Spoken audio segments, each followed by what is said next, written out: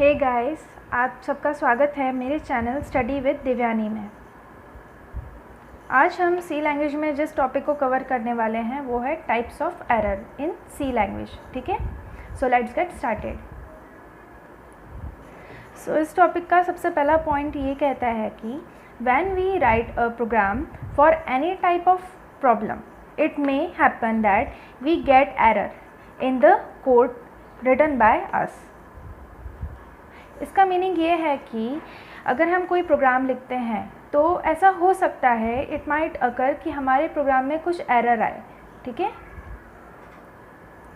To program without any error is a difficult task and such error are called program bugs. ठीक है, इसका मतलब ये है कि कोई भी प्रोग्रामर के लिए प्रोग्राम्स बनाना, वो भी without any error, is a difficult task. ठीक है, और ये जो एरर्स अकर होते हैं ना, बीच बीच में जो आते हैं एरर्स, इनको क्या कहा जाता है? इन्हें कहा जाता है प्रोग्राम बग्स। ठीक है, इतना आ गया आपको समझ में? अब हम हमारे नेक्स्ट पॉइंट पे आते हैं,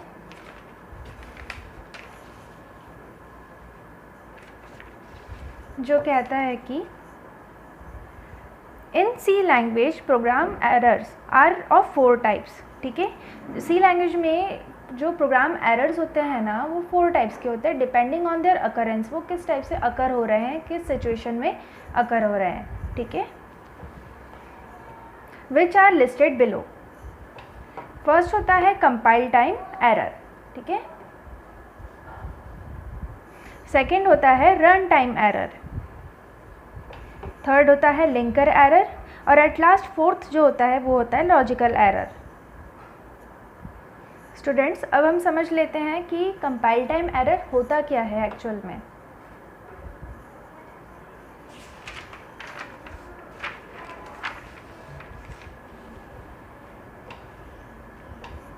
first point, compile time error. ठीक है, अब इसका फर्स्ट पॉइंट हमसे क्या कहता है, अब हम ये देख लेते हैं। It specially occurs when the program is not written according to the grammatical rules of the language used for the development of program। ये पॉइंट हमसे ये कहता है कि ये कंपाइल टाइम एरर तब अकर होता है जब हम कोई ग्रामेटिकल मिस्टेक कर देते हैं। ठीक है, जब हमारा प्रोग्राम का डेवलपमेंट चलता है, मतलब जब हम प्रोग्राम बनाते हैं। इतना आया समझ?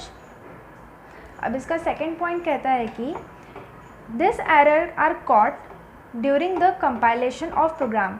जैसे कि मैंने आपको लास्ट वीडियो में बताया था, कंपाइलर, ये सब मेरी पॉइंट्स मैंने समझाए थे, कंपाइलर, लिंकर। अब हम इसके बारे में फर्दर पढ़ रहे हैं, इसलिए अगर आपने मेरे पुराने नोट्स नहीं देखे होंगे, पुराने लेक्चर्स नहीं देखे होंगे, तो प्लीज़ आप जाके देख लीजिए, तो आपको अभी कोई इशू नहीं आएगा। ठीक है, this error are caught during the compilation of program. जब कंपाइलर कंपाइल करता है, जब कंप्यूटर कंपाइलर कंपाइल करता है हमारे प्रोग्राम्स को, ठीक है, ये एरर तब आते हैं।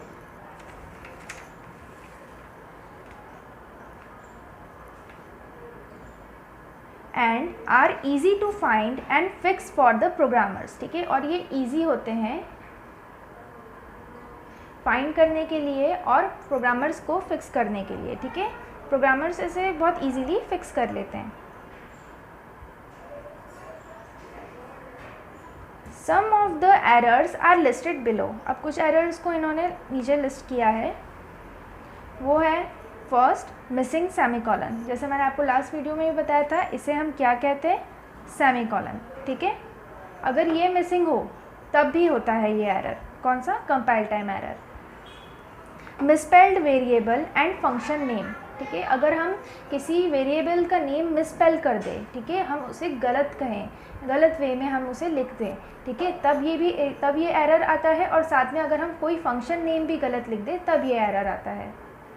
अब जो थर्ड पॉइंट है वो कहता है कि अनमैच्ड पैरेंथेसिस। ठीक है, मान लो अगर आप सबसे पहले किसी प्रोग्राम में मेन के बाद में, वॉइड मेन के बाद में ये लगाते हो, ठीक है, फिर उसके बाद में आपने ओपनिंग वाला लगाया और उसके बाद में आपने सडनली ये लगा दिया क्लोज़ करने के लिए। आपका इंटेंशन क्लोज़ करने का था, लेकिन इससे क्या आपका प्रोग्राम क्लोज़ होगा? ये क्लोजिंग ब्रेस है क्या?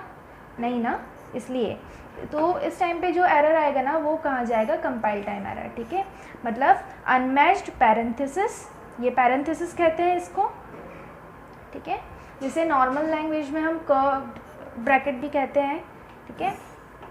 फिर स्क्वायर ब्रैकेट, ठीक है, अगर अनमैच्ड स्क्वायर ब्रैकेट हो, कहीं आपने ना स्क्वायर ब्रैकेट यहाँ से स्टार्ट किया और उसके बाद में आपने इसको पैरेंथेसिस कर दिया, ठीक है, तो ये भी गलत हो जाएगा, ये गलत हो जाएगा, ये भी गलत हो जाएगा, है ना। और फिर एट लास्ट कर्ली ब्रैकेट, ठीक है, जिसे हम कर्ली ब्रेसेस भी कहते हैं। ओके, आगे इतना समझ में।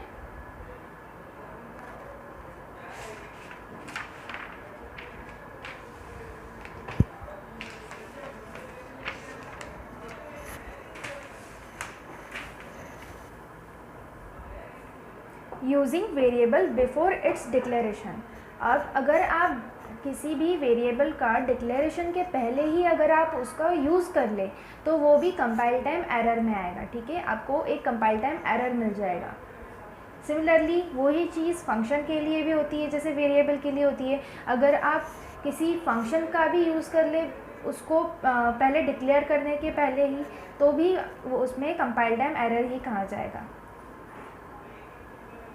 इनकरेक्ट फॉर्मेट और एंड लूप स्टेटमेंट, ठीक है, अगर आप फॉर्मेट ही गलत लिखें किसी भी, जैसे मैंने आपको general structure of C program का बताया था, वैसे अगर उसमें अगर आप फॉर्मेट ही गलत लिख लेना तो भी आपको कंपाइल टाइम एरर आएगा। और सिमिलरली अगर आप लूप में कोई गलत करते, लूप स्टेटमेंट में, तो भी आपको वो कंपाइल टाइम एरर ही देगा, ठीक है। अब हम आते हैं हमारे सेकेंड टाइप ऑफ एरर में जो होता है लिंकर एरर, ठीक है। लिंकर एरर, अब ये क्या कहता है हमसे, हम ये देख लेते हैं।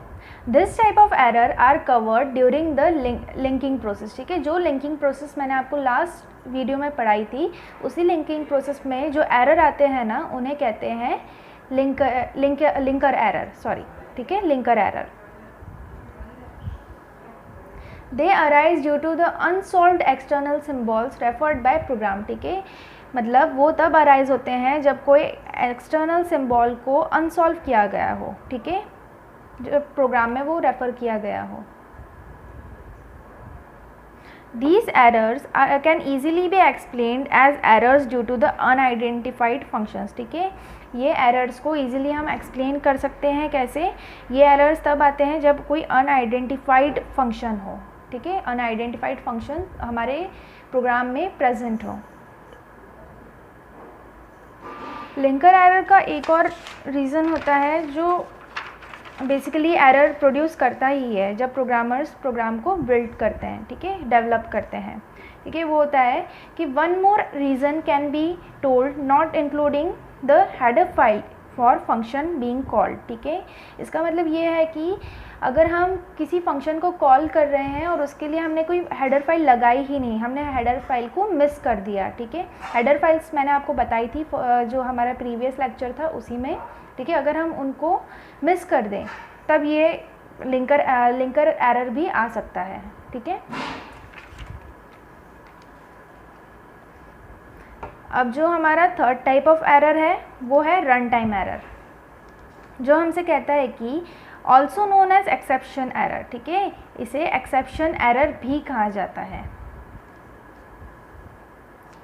दे occur when program is executed, जो रन टाइम एरर है हमें इसके नाम से ही समझ में आ रहा है ये कब हमें प्रोड्यूस होके मिलेगा, ये तब आएगा हमारे सामने जब हमारा प्रोग्राम बन के एग्जीक्यूट होने वाला होगा, ठीक है, कंपाइल के बाद में।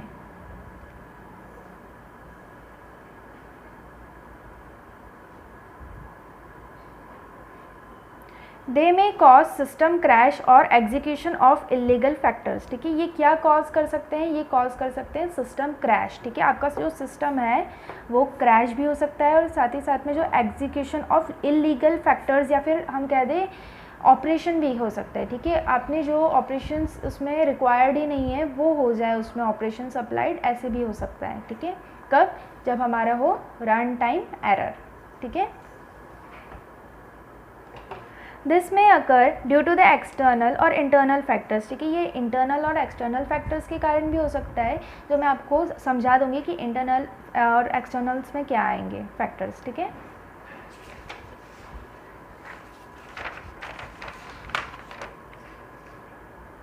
अब यहाँ पे मैंने आपको समझाया है कि इंटरनल फैक्टर्स जो रन टाइम एरर के लिए रिस्पॉन्सिबल होते हैं, उनके मैंने पॉइंट्स बना के आपको दिए कि वो कौन से हो सकते हैं, ठीक है। जैसे कि पहला होता है डिवीजन बाय ज़ीरो, ठीक है, डिवीजन बाय ज़ीरो। सेकेंड है array script out of bound due to the external factor, ठीक है। जो अरे स्क्रिप्ट है वो आउट ऑफ बाउंड हो जाए due to what, external factors के कारण, ठीक है। रनिंग आउट ऑफ मेमोरी, ठीक है, अगर मेमोरी फुल हो जाए या फिर जिसे कहते हैं हम कि मेमोरी ओवर हो जाए। प्रिंटर्स आउट ऑफ पेपर, ठीक है, अगर हमारे पेपर्स ख़त्म हो जाएं। और एट लास्ट है this error are difficult to recognise, ठीक है। ये जो एरर्स होते हैं ना, ये डिफ़िकल्ट टू रिकॉग्नाइज होते हैं। हम इतने जल्दी इनको रिकॉग्नाइज नहीं कर सकते, हम इतने जल्दी इनको ढूंढ के नहीं निकाल सकते कि भैया हमारे प्रोग्राम में प्रॉब्लम क्या आई है, क्या एरर आया है जिसके कारण हमारा प्रोग्राम रन नहीं हो पा रहा है, ठीक है। अब जो हमारा लास्ट और फोर्थ है एरर, वो है लॉजिकल एरर, ठीक है। Logical error are due to the incorrect logic और सॉल्यूशन, सॉरी आपको दिख नहीं रहा है शायद, वापस समझा देती हूँ। Logical error are due to incorrect logic और सॉल्यूशन प्रोसीजर, ठीक है। अगर लॉजिकल एरर तब भी हो जाते हैं जब इनकरेक्ट लॉजिक लगाया गया हो हमारे द्वारा, मतलब प्रोग्रामर्स के द्वारा, और सॉल्यूशन प्रोसीजर अगर गलत हो तो, ठीक है। if algorithm are not implemented in correct manner they occur, ठीक है। अगर जो एल्गोरिदम हमने स्टार्टिंग में पढ़ा है, एल्गोरिदम प्रोग्राम के पहले हम उस चीज़ का एल्गोरिदम पढ़ते हैं, ठीक है, तो अगर वो ही इम्प्लीमेंट गलत हुआ है तो तभी ये एरर अकर होता है। कौन सा? लॉजिकल एरर, ठीक है। मोस्ट डिफ़िकल्ट एरर, ठीक है, ये मोस्ट डिफ़िकल्ट एरर होता है, मतलब इसको ढूंढ पाना बहुत मुश्किल होता है।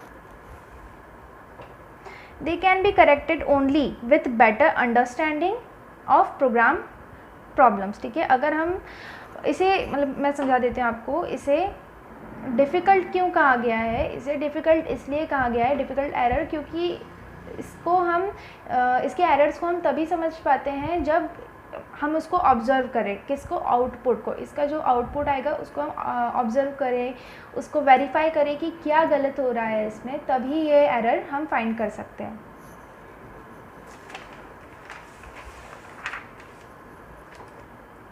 This error can be detected only by observing and verifying output. जैसे मैंने आपको अभी बताया था कि ये डिटेक्ट तभी होंगे जब हम ऑब्ज़र्व करेंगे और वेरीफाई करेंगे उस चीज़ को। किसको? आउटपुट को, मतलब हमारा रिजल्ट, ठीक है, रिजल्ट को। और एट लास्ट है इसका example for such a error, ठीक है। इस टाइप के एरर के लिए मैंने कुछ एग्जाम्पल्स लिखे हैं इसमें, जैसे मिसिंग डिक्लेरेशन, अगर हम डिक्लेरेशन ही नहीं करें प्रोग्राम में, है ना। फिर है सेवरल इम्प्रॉपर कंस्ट्रक्शंस, अगर कंस्ट्रक्शन सही नहीं हुआ है प्रोग्राम का तब भी होता है ये। फिर है it does not stop execution but it may happen that program run incorrectly. देखो कितना सटीक पॉइंट है कि ये कितना लॉजिकल है ये, मतलब इसके नाम ही लॉजिकल दिया हुआ है। It does not stop execution, ये एग्जीक्यूशन नहीं रोकता है, इसमें एग्जीक्यूशन होता है, लेकिन जो हमारा आउटपुट होगा ना वो कैसा आएगा? इनकरेक्ट आएगा, ठीक है। जो प्रोग्राम रन इनकरेक्टली, प्रोग्राम का जो आउटपुट होगा वो इनकरेक्ट आएगा, ठीक है। स्टूडेंट्स, ये टॉपिक हमारा आज यहीं ख़त्म होता है, और अगर आपको आज के इस टॉपिक में कोई भी प्रकार का डाउट हो तो आप प्लीज़ मुझे कमेंट करके बता सकते हैं, ठीक है। Thank you.